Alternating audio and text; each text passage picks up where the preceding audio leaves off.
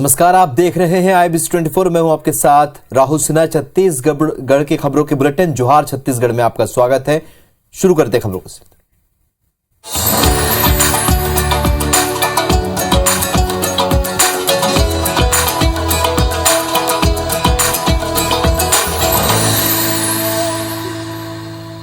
छत्तीसगढ़ में आदिवासी आरक्षण को लेकर कांग्रेस अब आर पार की लड़ाई की तैयारी में है। आरक्षण विधेयक पर सीएम भूपेश बघेल ने कहा है कि 3 जनवरी को कांग्रेस रायपुर में महारैली निकालेगी।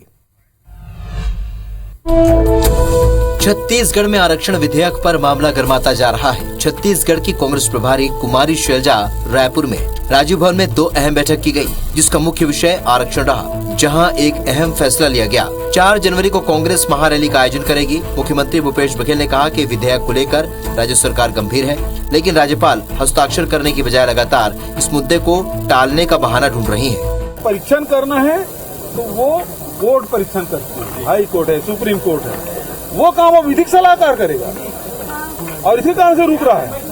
ये जो है दुर्भाग्यजनक है और इसलिए प्रदेश कांग्रेस कमेटी ने तय किया है कि 3 जनवरी को एक बड़ी रैली प्रदेश कांग्रेस कमेटी के नेतृत्व में यहाँ निकाला जाएगा। चुनावी साल की शुरुआत महारैली से की जाएगी। सरकार अब सड़क पर उतरेगी। आरक्षण विधेयक को लेकर विवाद अभी लंबा चलेगा, क्योंकि राज्यपाल उइके ने स्पष्ट कर दिया है पूरी रिसर्च के बाद ही विधेयक को मंजूरी मिलेगी। डॉक्टर रमन सिंह ने मुख्यमंत्री भूपेश बघेल की भेंट मुलाकात कार्यक्रम पर सवाल उठाए हैं। उन्होंने कहा कि कार्यक्रम प्रायोजित है, कलेक्टर ग्रामीणों को बुलाते हैं, उन्हें सवाल लिखकर दिए जाते हैं, कोई अलग से सवाल करता है उसे अपमानित किया जाता है।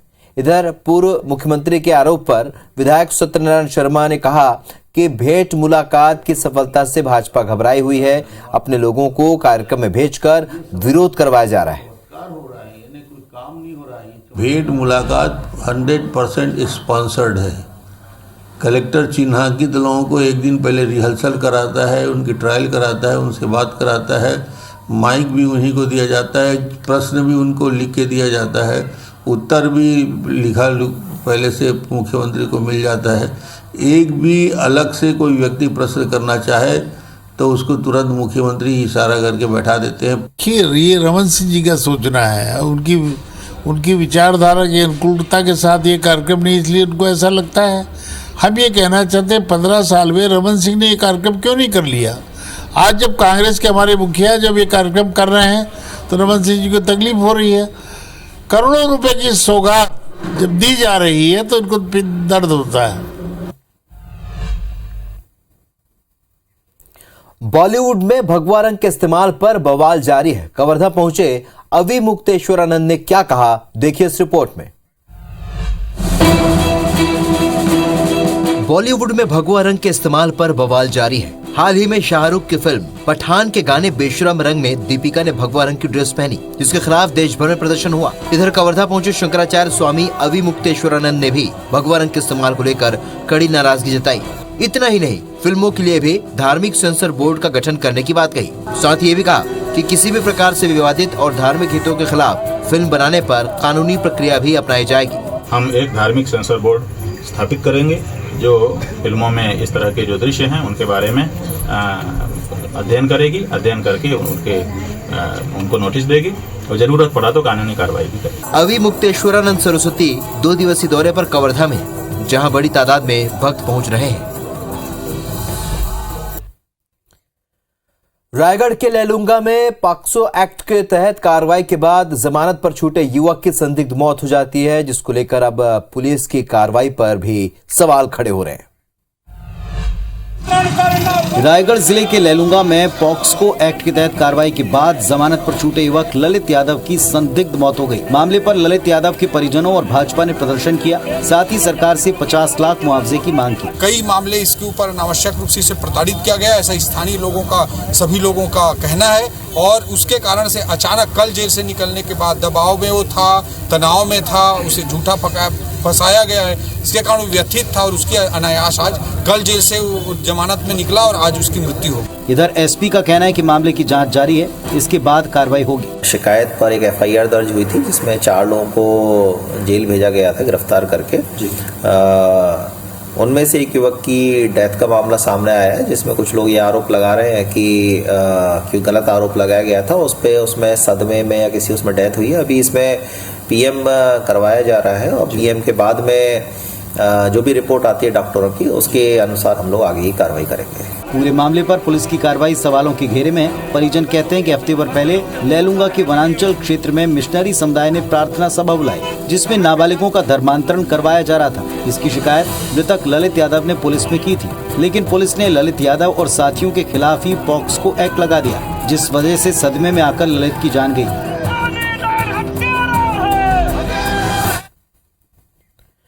राजधानी रायपुर के स्काई वॉक निर्माण पर घमासान जारी है। 4 साल से जांच चल रही है और इसी बीच सरकार ने मामले में तेजी लाने के लिए ईओडब्ल्यू और एसीबी को जिम्मेदारी देने का फैसला लिया है।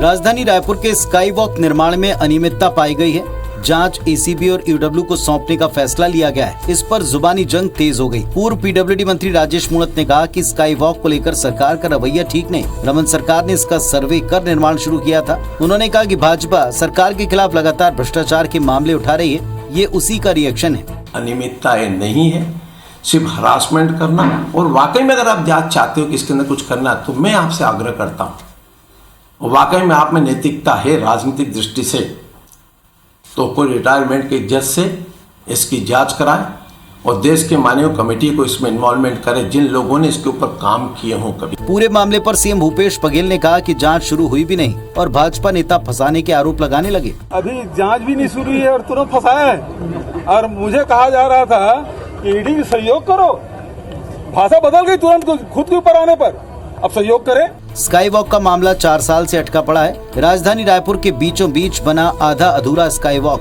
जनता के लिए भी सिरदर्द है। शहर वासियों को स्काई वॉक पर जल्द किसी फैसले का इंतजार है।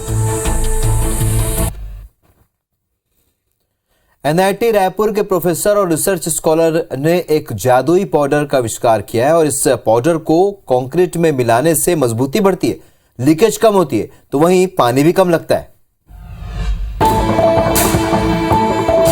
रायपुर एनआईटी के प्रोफेसर और रिसर्च स्कॉलर ने एक जादुई पाउडर का आविष्कार किया है। इस पाउडर को मकान निर्माण के दौरान कंक्रीट में मिलाया जाएगा तो ज्यादा पानी की जरूरत नहीं पड़ेगी। इस पाउडर के इस्तेमाल से कंक्रीट की मजबूती बढ़ेगी और लीकेज भी कम होगा। कृषि के क्षेत्र में इस पाउडर का इस्तेमाल किया जाता रहा है, लेकिन पहली बार एनआईटी के रिसर्च स्कॉलर ने कंक्रीट के लिए इस पाउडर का इस्तेमाल किया। इसके प्रोसेस को पेटेंट भी मिल चुका है। पर ऑब्जर्वेंट पॉलीमर है और पानी को खींच के रखता है या ऑब्जर्व करके रखता है।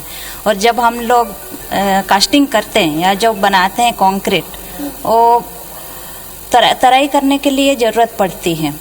और हम नॉर्मली तराई के लिए पानी आपको बहुत ज़रूरत पड़ती है।